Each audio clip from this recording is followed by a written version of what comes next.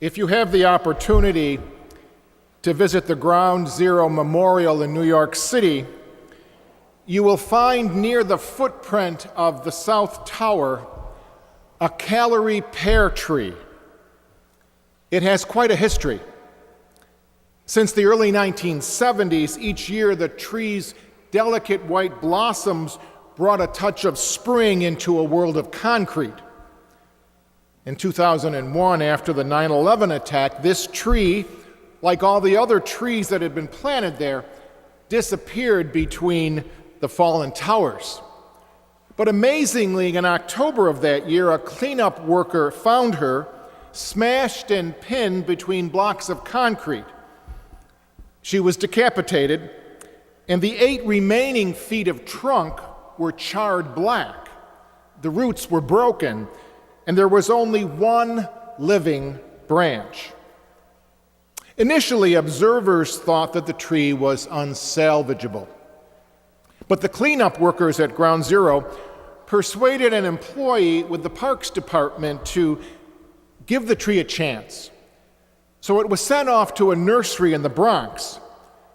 When a nursery worker first saw the decapitated tree, he didn't think that anything could possibly save her.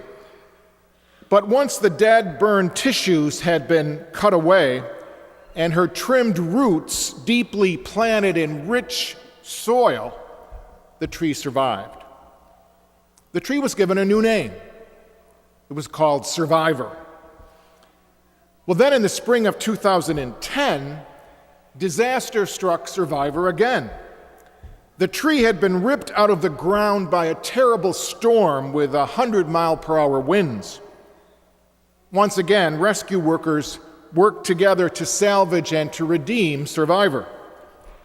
At first, they only partially lifted the tree, packing in compost and mulch so as not to break the roots. For a long while, they gently sprayed the tree with water in order to minimize the shock, hoping that she'd make it. A few weeks later, they set to work to get Survivor completely upright. Again, Survivor was resurrected from the dead. Now the tree is part of the memorial at Ground Zero. The tree was planted so that the traumatized side faces the public. Some people weren't very happy that the tree was back. They said it spoiled the symmetry of the landscaping because she was a different species than the nearby trees. Indeed, she is different. On the 10th anniversary of 9/11, when the memorial site was open to survivors and family members, many of them tied blue ribbons onto survivors' branches.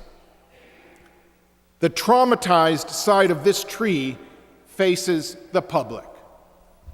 It's a reminder. Well, every time that you and I walk into this church, the traumatized side of the body of Christ on the cross faces us as a reminder that this man also survived and destroyed death forever. This is the Easter message.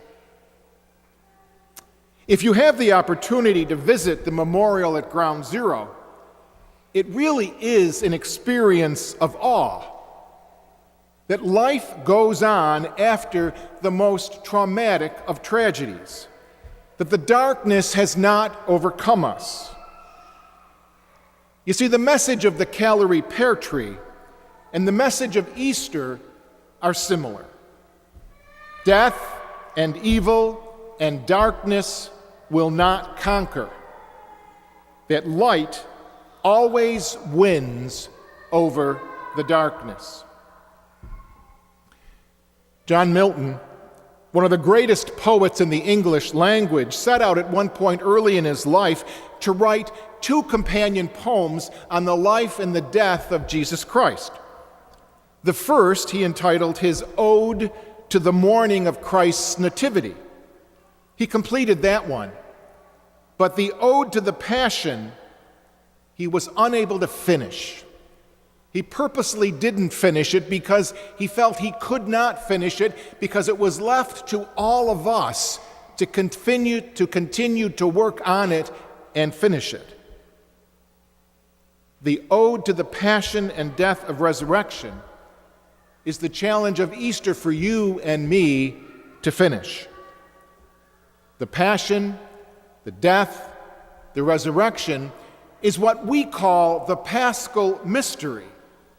And we are involved in the Paschal mystery every day throughout our lives, personally and on a global perspective. Because we are always dying to something and rising to new life. Good Fridays are part of what life is all about. And you and I, as Catholic Christians and believers, are called each day to have a faith deep enough to really believe that Easter always follows Good Friday, and we never despair. We are a people of hope. Personally, none of us escapes Good Fridays in our lives, whether it be through sickness or death or loss or unemployment or failure or disappointment or betrayal. There's a great deal of joy in life, but the Good Fridays are always there with us. And Easter reminds us that the Good Fridays are not the whole story. Jesus experienced Good Friday, and he triumphed on Easter. And this is his promise to us and our God's promise to us, that there will always be Easter. That what we see is not always what there is.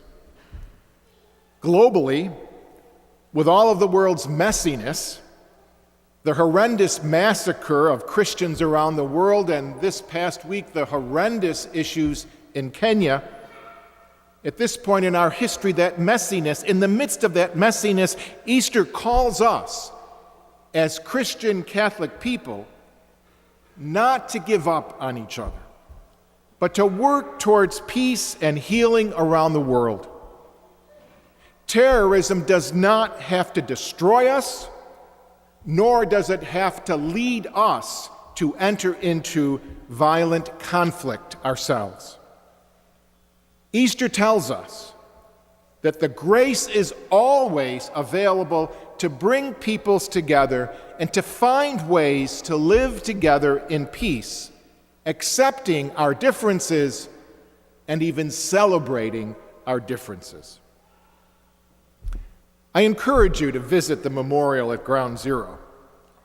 You will experience Good Friday. There are even some rooms in the memorial where there are signs that tell you, do not enter if you do not want to see real devastation. Yet outside that memorial, near the magnificent fountains, with the names of 3,000 men and women who died that day, there is a Calvary pear tree, the survivor. Its damaged side faces us as we walk through that memorial. We see Good Friday, but it stands with flowers on it, shouting out at us that Easter has triumphed. So the challenge of Easter is that the story isn't finished, that you and I are called to create resurrection experiences, and we are called to be Easter people. People of faith, people of hope, people with the ability to thrive in the midst of our personal chaos and the global chaos around us.